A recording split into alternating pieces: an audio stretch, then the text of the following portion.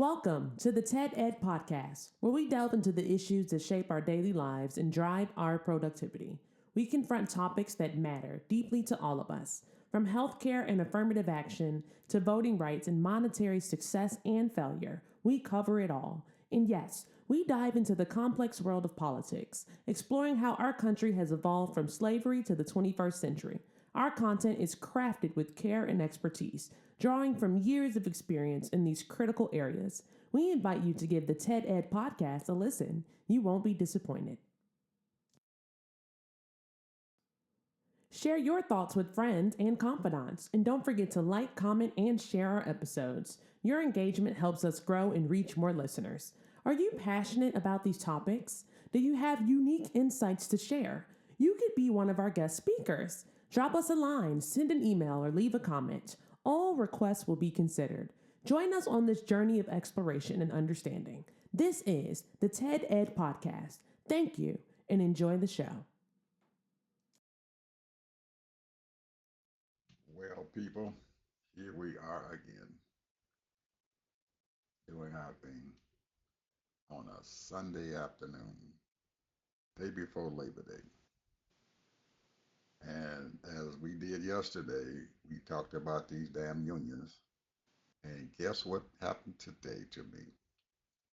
I done got three damn emails from these union, these AFL-CIO, and a couple other unions this year saying that they are looking to have the American people to celebrate with them Labor Day, labors and stuff of their union members. It was absolutely ridiculous what the fuck they sent me to read. And at the bottom of it, guess what they did? Send us some money. we they the lowest was 25, the next one was 35, and the next one was 50. Pick one of them to send us some money. Of course, that's all they do, man. That's all That's all these send, people do is ask for people for money. send us some money.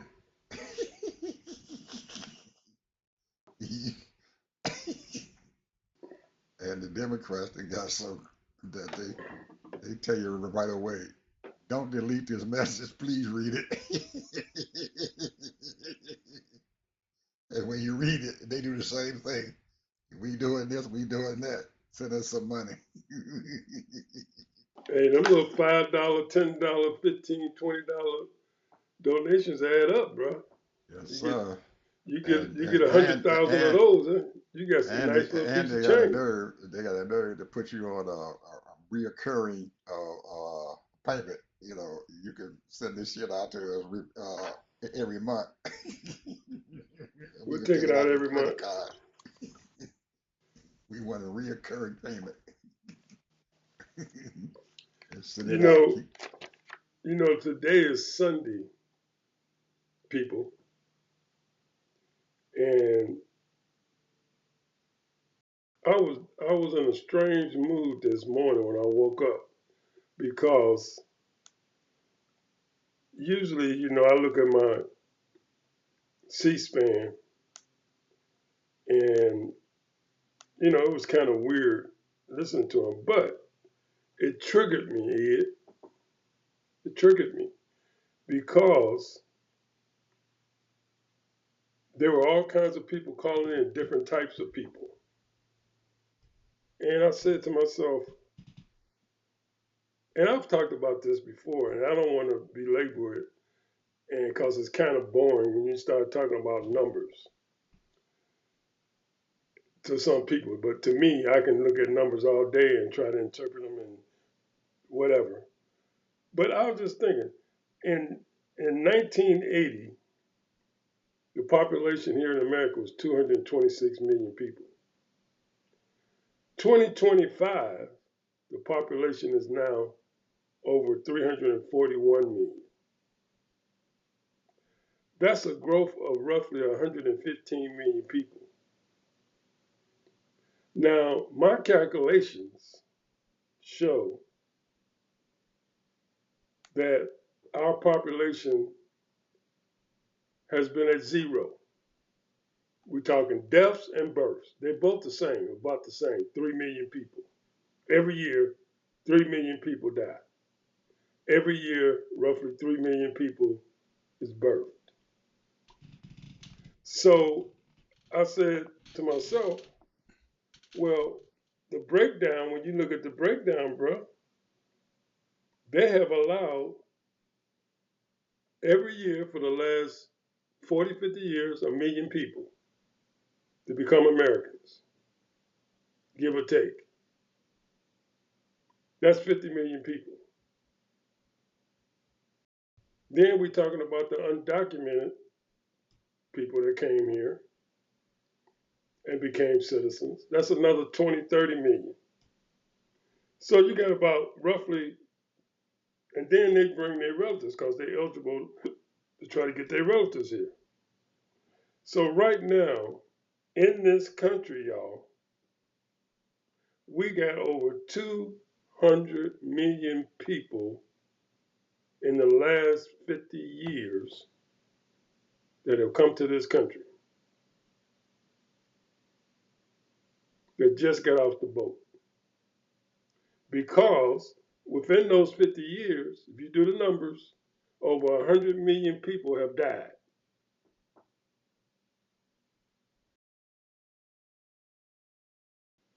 So the reason why our numbers have grown because we have allowed so many people in this country because we needed the population. Our population is at zero. Matter of fact, it's at a negative, especially because we had all those abortions for so many years. So they start bringing and letting people come in here. Now we have a real melting pot, Ed. And when I'm talking about this is all political now. This got to do with your little politics that you like to talk about.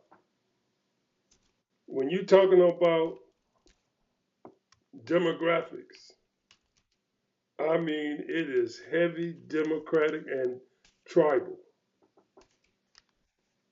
And the reason why I'm bringing that up because I looked at the DNC committee thing on U-Span yesterday, C-SPAN yesterday, and the thing is that both sides know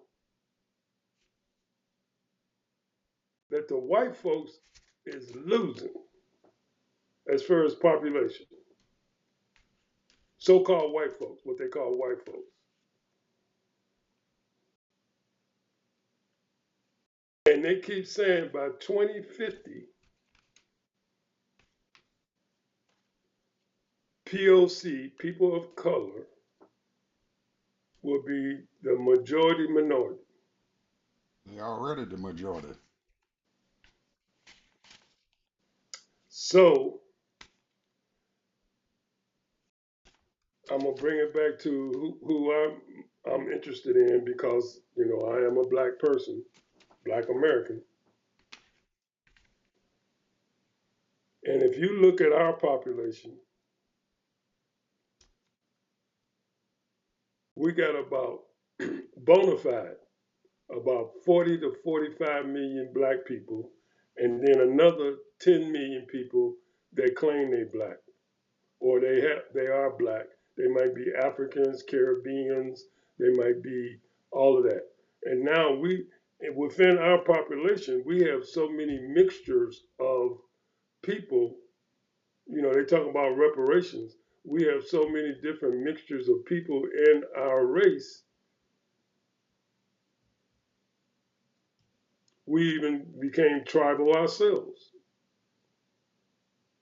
So we are tribal just as much as these so-called white folks and these Latinos and these Asians. And the Republican Party is capitalizing on just that. Because what is America about? Capitalism. What is these newcomers are thinking about? Making money by any means necessary. Because from where they came, or their fathers came, or their grandfathers came, it's all about making money.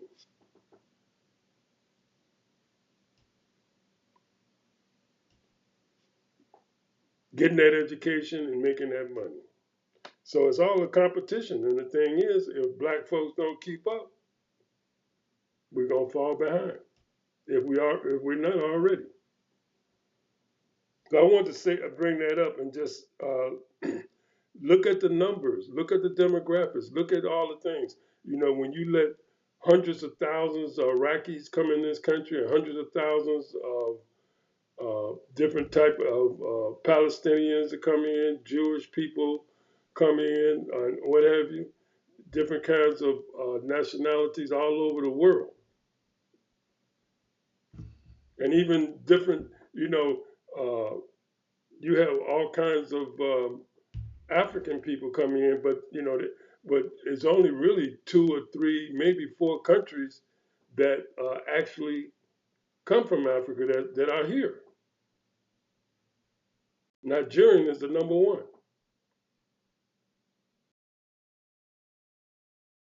Then you have the South African blacks.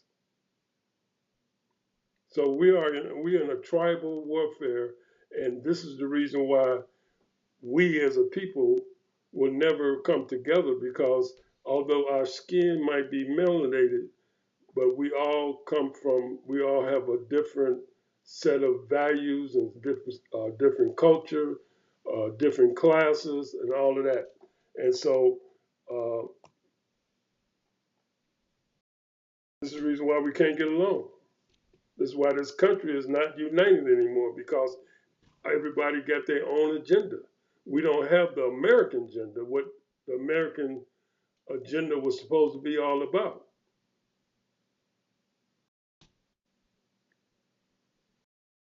What's your thoughts on that?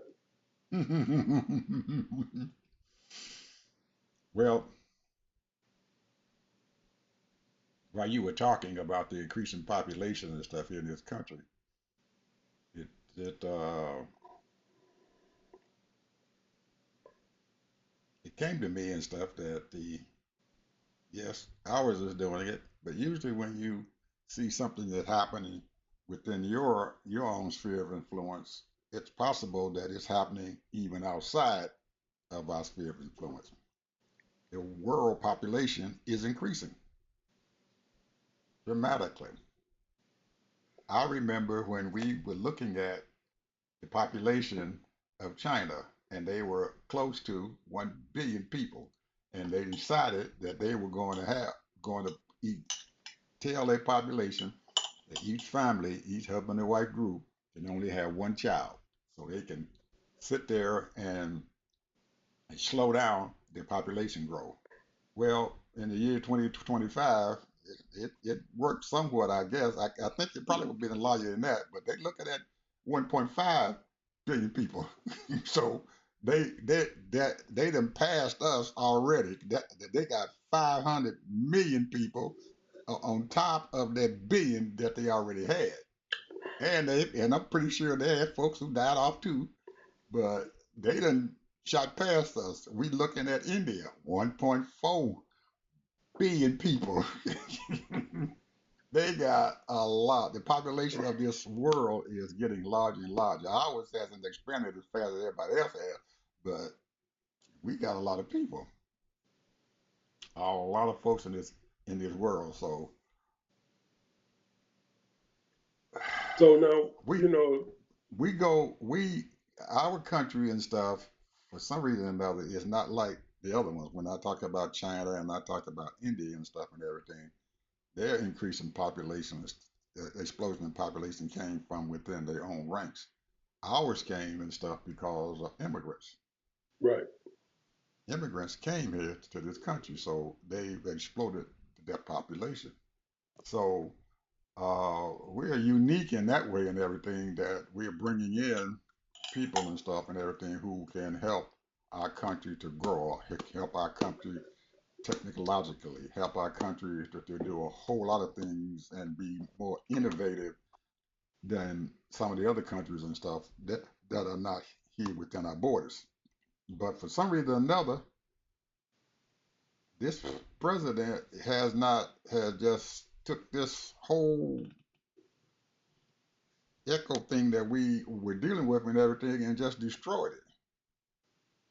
throwing out the immigrants and stuff in our country. There's a value to it in the immigrants.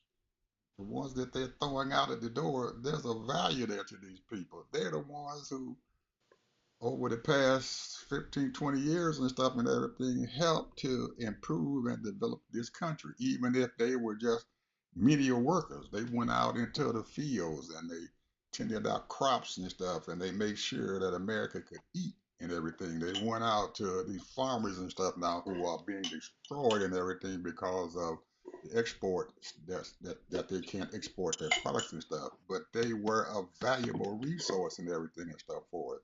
And to have someone to get into power who has just upset this ecosystem that we have here in our country, it is devastating and stuff to us. And nobody wants to open their mouth and stop him and say, this is not right. You can't keep doing this. You are destroying our country. And there is a way and stuff and everything to get through legal immigration. And we can do that, but there is no will and stuff amongst the folks and stuff and everything to do it. And you got these people sitting there, Stephen Miller and stuff, who was exploiting this whole process of immigration and doing the same thing with immigrants as they've done with black people. DEI, this is wrong. They're taking immigration on the same thing. They have weaponized it for their own means and their own purposes and stuff and everything from whatever that is.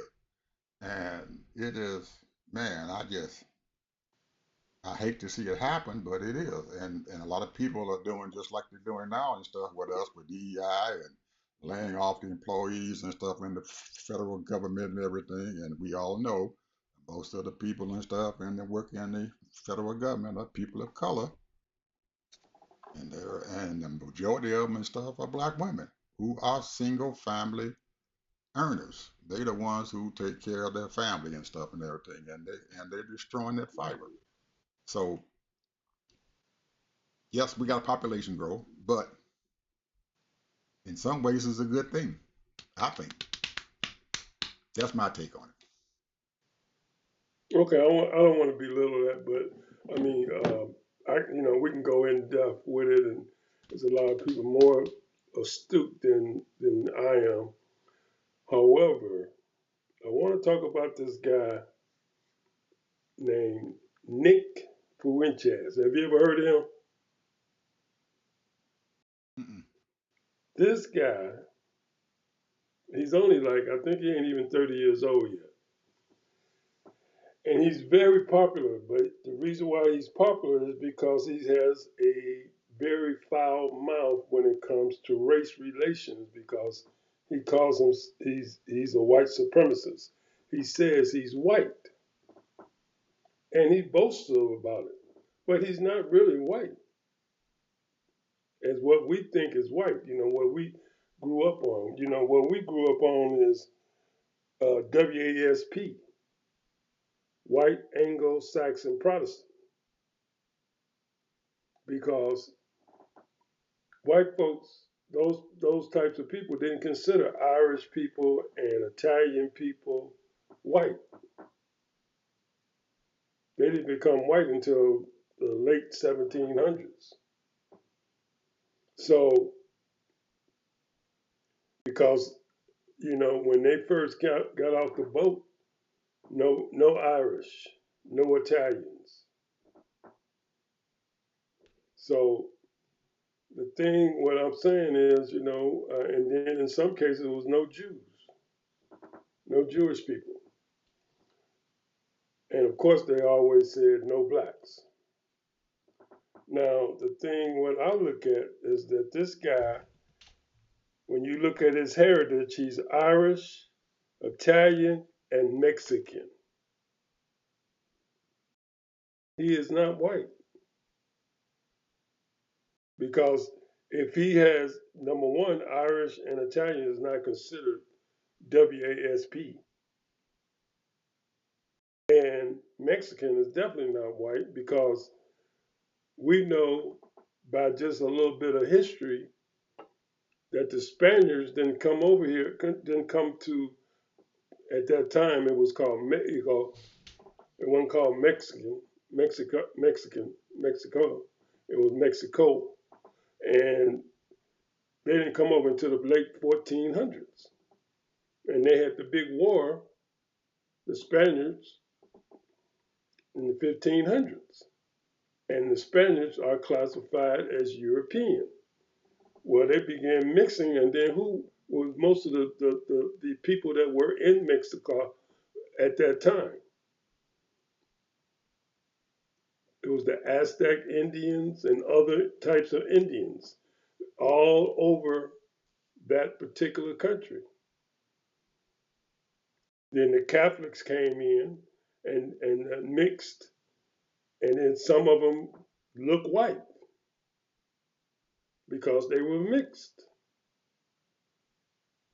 So a lot of these so-called Latino people, majority of them have some type of African descent, blood in them. But they try to pass, some of them try to pass for white, just like some of these Cubans try to pass for white. They're not really white. You know, you got these Cubans, some of them, you know, a couple of them that were senators. One of them still is a senator. You know, he thinks he's white. He's not white. They don't look at him as he's white.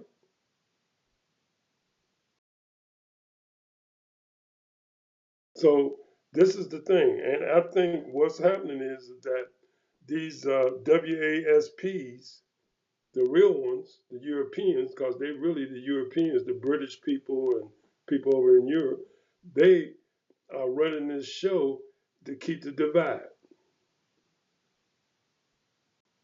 And you have a few that, you know, this is the reason why they let a lot of these Australians, a lot of those Australians came from Europe. So, and a lot of them are right here in this country because they're white. So, so I think that they know they plan our whole little tribal, making us play against each other. All the different nationality and ethnic groups are playing against our nationality and bringing a total divide to this country. Instead of them, usually when we grew up, it was all about patriotism, about the United States. That's what they fed us in our mind. You know, we saw very little history of African history, or I should say, what our ancestors, how they was brought up as far as in slavery. Very little information. We had to dig and research our own information about our Black history. We didn't even know a whole lot of history that was going on in the 20s and 30s, let alone slavery history. So they know exactly what they're doing. Instead of them unifying this country, they have divided it, and it's all about control. And that's what I think it is. And this guy here is he's just a drifter that's got a lot of followers. As long as he keep on talking about black people, then he's just fine. And believe me, that's all he talk about is black people and Jewish people. And he thinks he's accepted because he claims he's Irish and he's Italian and Mexican. And so, of course, you have these Irish and these Italians and these Mexicans, you know, a lot of them are converted over to Republican. And a lot of them do not like black people.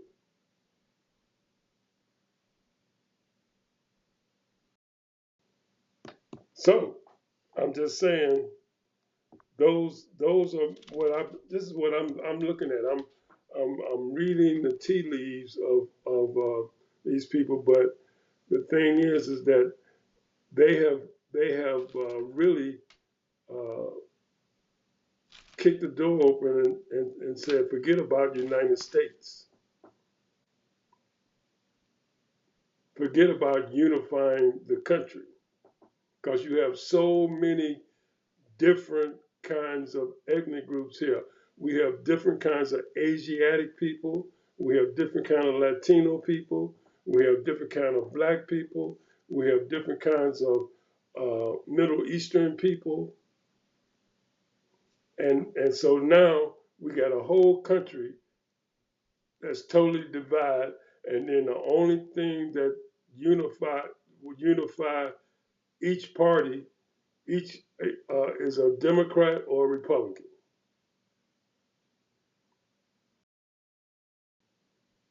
That's the only thing that people can identify now. I'm a Republican. I'm a red hat. I'm a Democrat. I'm a That's not true. socialist. I'm a That's not progressive. true. I'm a I, liberal. that's not true. Not totally not true. I don't believe that part. No. What, the They are Democrats? they are there are a lot of people out there who have not identified themselves as Democrat and Republican. I think the largest group that we have out there now are independents, people who are independent who want to go to each side. If we look at I've got to go back and check and look at those numbers, but a couple of months ago when I looked at them, Oh, well, a lot of the people are independent, but they independents still vote. outnumbered the Republicans and the People Democrats. still vote. Still, people still vote Republican, even if they're if they're even if they're independent. They just don't identify with the Republican Party now, but they still vote Republican. Most of them. Well, that's probably not true either, because what happened to those 89 million people who didn't vote? If they had voted and everything, we might have been in a different bag and stuff right now. Because I don't believe everybody out there love Donald Trump, but the people who did go out there and vote love Donald Trump and the Republican Party. But they realize the people who did go out there and vote and stuff now realize that they made a terrible mistake and everything, putting that man back in office, but they can't do a whole heck of a lot about it. But they have the Republicans and stuff for some reason or another have a way of getting their people to the polls and getting them to vote. They are known to get out there and vote. We just do not go to those polls and vote like they do. And I think that's probably going to be our big downfall and everything, or the big fight that we're going to have and stuff in this next election, trying to get our people to get out there and vote. Well, when I don't know if you look at these types of things like I do. I look at a lot of shows when the Democratic Party is talking and what they saying, and their whole conversation to me is all about Donald Trump. That's True, their whole conversation. But you know, I mean, it says in the Bible, without a vision, the people perish. true, And but the thing is that what is the Democratic vision? I, I, I that's happening and stuff right now. But I think during the election cycle and everything, I think Kamala came forth and everything with a vision and everything for this country. It's just that her vision and stuff and everything didn't drive enough of her people to the daggone polls to vote, and that was a terrible mistake and stuff on Democratic part, how they gonna get these people out there to vote. Because she did have a vision, man. You look at her vision for the Small Business Administration, putting money and stuff into millions of small businesses and everything so they can grow, putting money into housing and stuff and everything so people can build more houses. She was talking about building something like what almost 3 million new houses and stuff out there. When has Donald Trump ever talked about building houses? I haven't heard that. When has he talked about increasing small business administration? I haven't heard that. When has he talked about building up on FEMA and adding more researchers and developments and stuff into this country? I haven't heard it. He's just tearing it all down.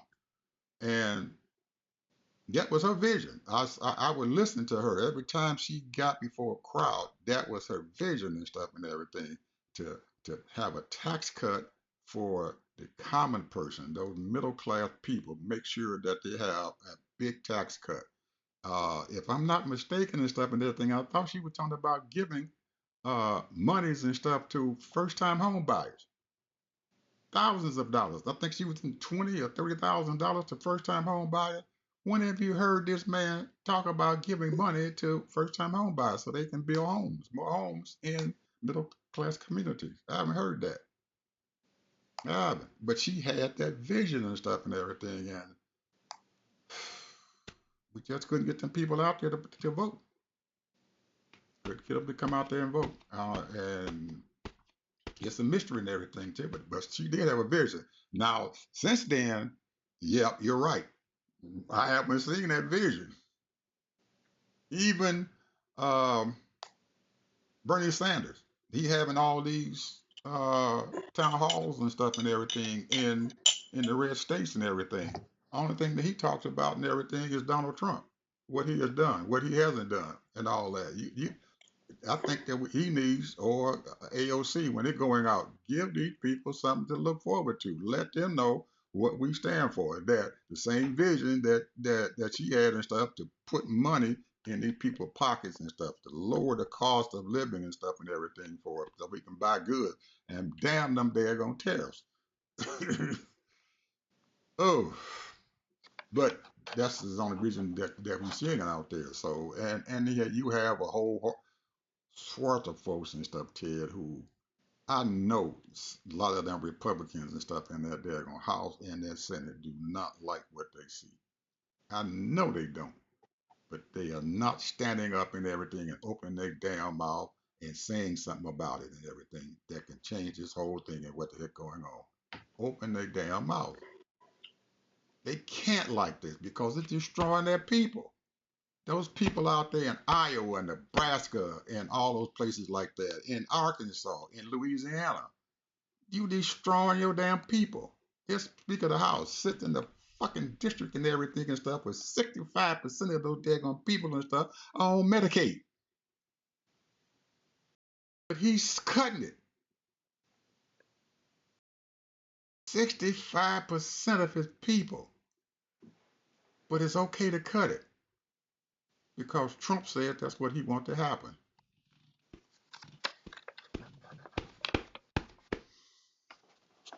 Yes, I know you and I both watched it, even back all the way into the 1990s and stuff and everything. Them damn Republicans and stuff and everything, they most of them were hollering fiscal conservatism and everything. We can't keep putting debt on our grandchildren.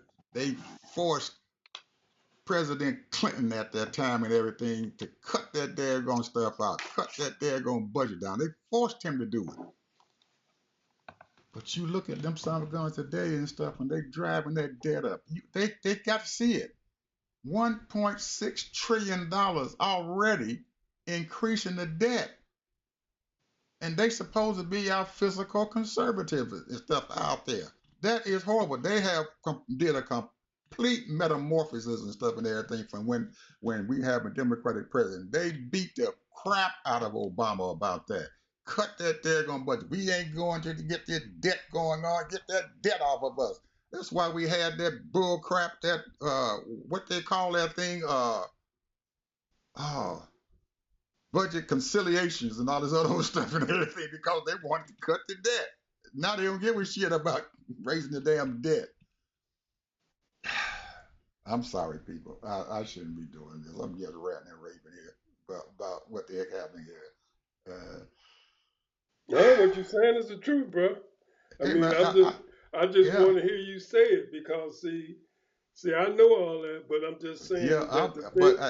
and I know that other people got to hear that, know that, and see it. But how you sit there and allow this shit to happen?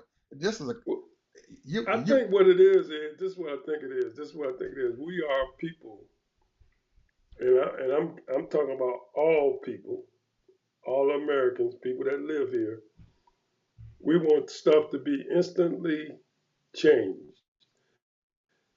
They don't realize that things take time, it takes effort, and you have to build. It takes time, just like what President Biden was trying to do, as far as the things that he was trying to do. It takes time to build. When he was talking about that infrastructure, that took time to get going. It just don't happen overnight. And people can see, oh, so and so building over here, these roads are getting fixed over here, this bridge is getting fixed over here. But it didn't happen right away. And then he cut all that out. He came in and just destroyed the whole thing. Because all of that money was not being spent yet. Because he had set it up, a 10-year plan. So many billions of dollars every year is going to be put into this country for infrastructure. There's nothing being said about it, Ted, about building infrastructure. He took the money away from a lot of this, from that infrastructure act. All that money he took it back. That money was to sit down to continue to our roads and bridges still need repairs and stuff done to it. We had decades of neglect, man. Anybody who going out there on the highways and traveling nowadays and stuff know that there's money still needed to build our roads and our bridges and stuff out there, and not taking care of our infrastructure, taking care of our water, taking care of our Our electric railroads, grid. Yeah, our electric grid. That electric grid is like paper now, and we need to improve that and spend some money on doing that. you know what these corporations are doing? They're setting up their own electric grid. Well, they don't have any other choice. They can't get the government to do it. They don't have any other choice. They putting in their own. Even though Trump's saying I don't like solar, wind, and all the other stuff and everything, they don't give a damn what he said. That's our property. We're gonna put wind and solar on it. We're gonna put some solar panels on our property, and so we can have some electricity for these data centers that uses huge amounts of electricity, and they know it because they have to do it because the cost of electricity has gone up, and they can't afford to keep paying it. That's a bill, millions of dollars and stuff for for your electric bill and stuff and everything can take a big hole out of your daggone budget.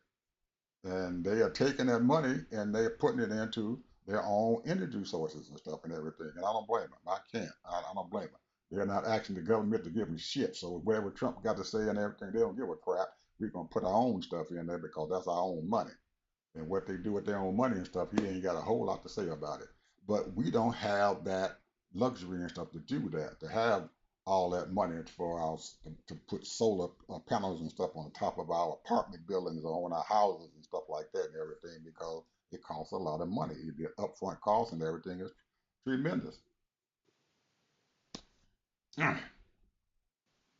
But we need to get those Democrats out there just to keep on talking about it. You just can't stop talking about it because Trump is in office. We can't stop talking about it. We can't stop going out there and getting our labor unions and stuff and everything to voice their daggone opinions and stuff and everything about the fact and everything that they can't get their raw materials and stuff and everything in from outside the country, and that the tariffs and stuff for aluminum and steel coming into our country is just astronomical and that they can't pay it. Nobody's opening their mouth and saying this shit. And man, we got to stop this.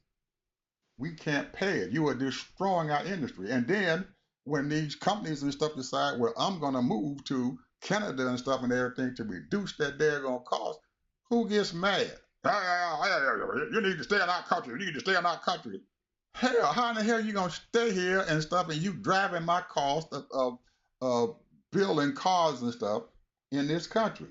They can't do it. I don't blame Ford from leaving. I don't blame GM for moving their stuff up there. I don't blame Caterpillar for moving some of their stuff outside this country because this son of a gun is a fool. He is not doing anything to help businesses and stuff in this country. You want to bring businesses over here, then you better give them opportunities. Instead of bull crap and everything, tell them, well, I'm gonna give you this and then turn around and snatch it from you. And send your raw material cost up. He's hurting them as much as he's hurting the people here in this country. but nobody's saying anything about it. You can't get. Well, let's talk about the real thing that's hurting this country. That's hurting the country too. But one of the things that is hurting this country, in my opinion, is crime. Oh no, I don't think that's hurting that bad, man. Shit. No, let me explain. Let me explain. Let me explain, please. Okay. We have the highest incarcerated people in the world, and they're in and out. And when they try to get a job, they can't get a job. When they try to get a place to stay, they can't get no benefits and no help. They're just out there. Now, is that their fault? Yeah, most of them, I would say 90%, maybe 85%. Some people get incarcerated over BS. But what I'm saying is that when you out there stealing, scamming, whatever, selling dope on the street when you know it's against the law, or you breaking in cars and all that, trying to make a hustle. Which if you steal a car and you can sell it, you make a nice piece of change. But the point is that in my opinion, you can always have organized crime. We've been having organized crime in this country for decades, decades and decades. But to me, in order to stop it, you have to invest in your people. Those people that are on the margins. You got at one time, now I don't know what's going to happen with education, but at one time, and even right now, so far, you would at least get a high school diploma. And if you want to, you can go to trade schools and what have you.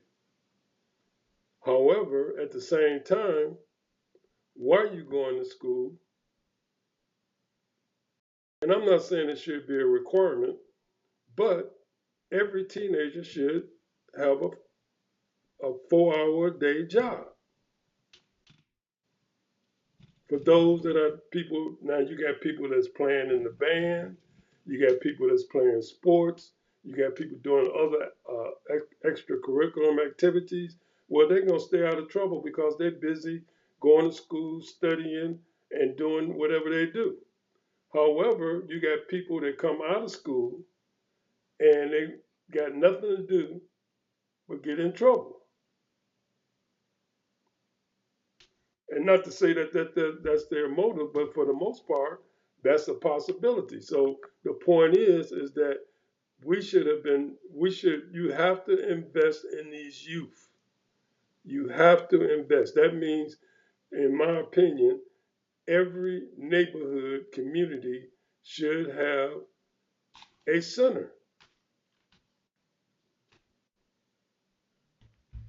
after school stuff for these kids. Even if you have to use the schools themselves. Because you got parents that work 3 to 11 and 11 to 7 and all that stuff. And the thing is that we have to invest in our youth, and we're not doing it. They say, all these bad youth. Well, we know that the idle mind is the devil's workshop. Ed, when you was a teenager, didn't you have a part-time job? I know I did. All my kids but did. but but Ted, that today, our the youth out there is different than they were when we were coming up. I think I'm tell you what, my parents didn't have to. asked me to go out and get a job or do Thank anything. you. They didn't even ask me. They didn't even Thank you. that wasn't even a question. I just went out there and did it. There But you I go. don't see that thing incentive and stuff going on with our youth today to get off their behinds and stuff and go out there and do it because we were driven. My parents and stuff, hell, sometimes I didn't get home until 10, 11 o'clock at night and Yeah. I'm 13, 14 years old out there Yep. working. And That's I didn't right. get home until late. There But you go. they knew that I was out there doing something and everything because I kept clothes on my back and a few dollars in my pocket and everything because I had to Thank you. do it. But you can't get these youth and stuff and everything to go out there and do that. If you provide whatever services you provide and everything, they're gonna have to be willing and wanting to go out there and do it. And I don't see that drive and stuff that we had in our youth at all. I do not see it.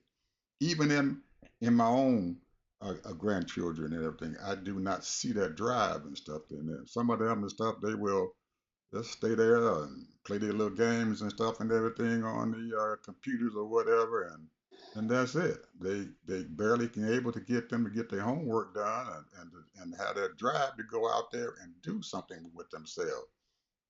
I don't see it. They got their own ideas about how they want to get things done. So I don't know how to motivate them at all to get that done. I really don't.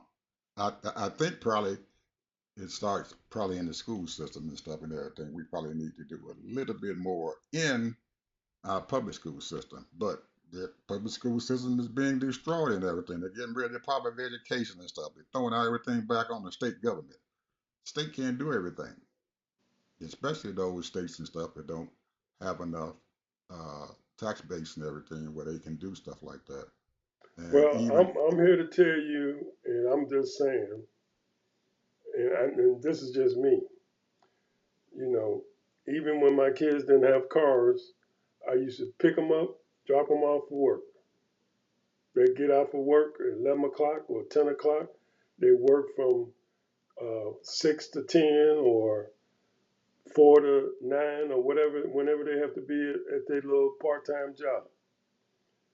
And same thing, I did the same thing with three of my grandkids. And they all graduated from college. Now they grown. But what I'm saying is but that you are a you are rarity nowadays. I'm what I'm You saying are a rare item. You are a rare valuable what item I'm because it's what I'm not saying going today. is that these parents cannot sit there and allow their kids to not work. When they turn 16, now I can see, if you're 14 like me, I've worked ever since I was 10 years old. I was trying to make some money. But what Hmm. I'm saying is, because I threw papers, I shined shoes, I hustled groceries, whatever I can do to keep me a few dollars in my pocket.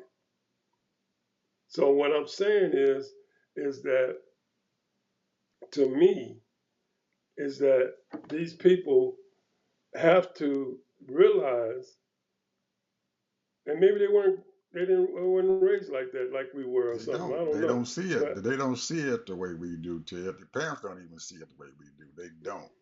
For some reason or another, they do not see it that's that how way. you stay out of trouble, bro. Hey, Ted, they don't see it that way. They It's just really like don't. I'm telling basketball you, or football, whatever sport you playing. If they're not if seeing your it ass that is way. if you get out of school, whatever it is, 3:20, 3 o'clock or whatever, you got practice, Mm-hmm. and you gonna practice, and you ain't gonna get home till 8 or 9 o'clock. Mm-hmm. By that time, you're ready to eat. If you got homework or whatever, and then you go to bed. You wait I, for the weekend. These parents don't see it that way, Ted. Not nowadays. They don't.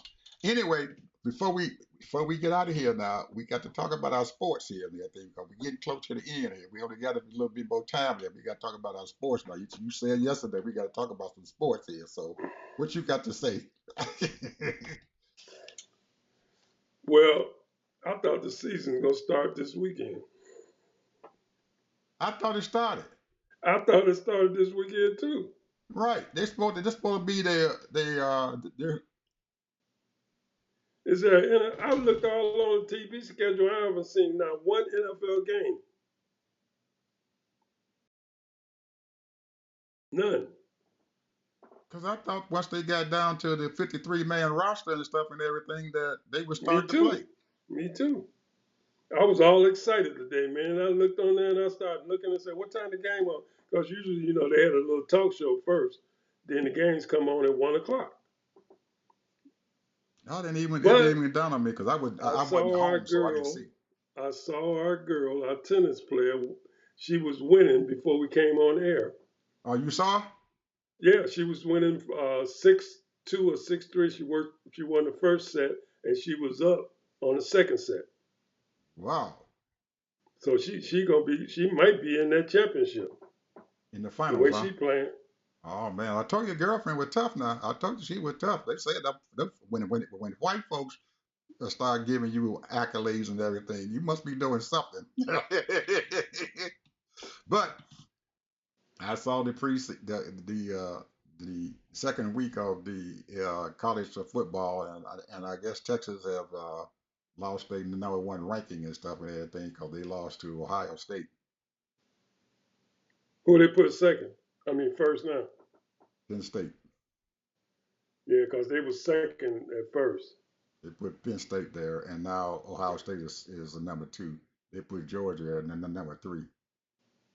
I think Texas dropped down to 6 or 7, I guess now. That was surprising that they dropped that far, but they did because they played. You watching the thing until they didn't play real bad and stuff and everything because nobody was very dominant in the game. Game was ended 14-7.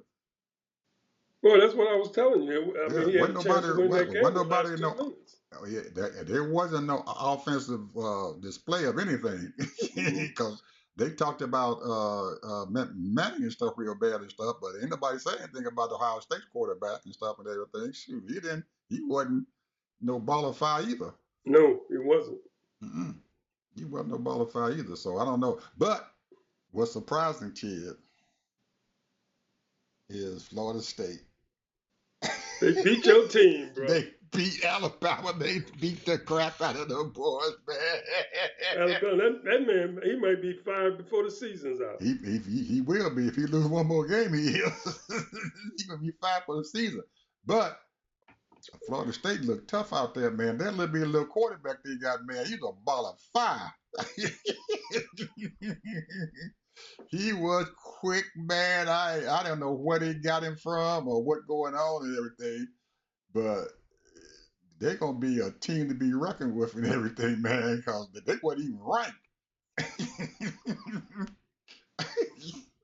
I was really surprised, man, at their game and stuff, man. I really was. It surprised the whole crap out of me. Now, Alabama had moments and stuff of brilliance and everything, but they just couldn't get over that daggone hump, man. They get down and they screw up something.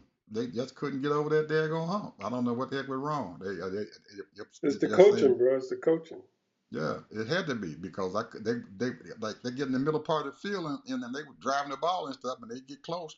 They just couldn't do anything. I just, man, it was sickening watching them and stuff and everything. But I did like Florida State, man. I really enjoyed watching them and stuff play. Because going from what, 2 and something and everything last year, and now they already beat the #6 seed in the state, in the country. Them fans come out of Florida State fans come rolling out of them stands, man. Shoot, hit I that know it. field. They went crazy. They Beat went Alabama? absolutely berserk. And Alabama too? Shoot. Did. I felt sorry for the Alabama coach. He he did his he did his show. He was he was almost in tears. He said, well, we got a good team.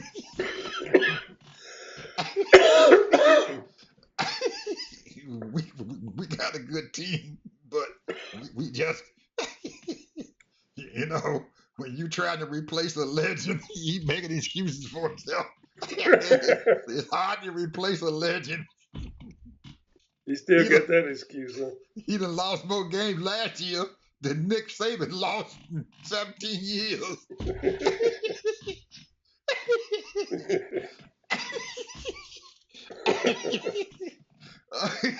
it ain't, he ain't looking too good to you.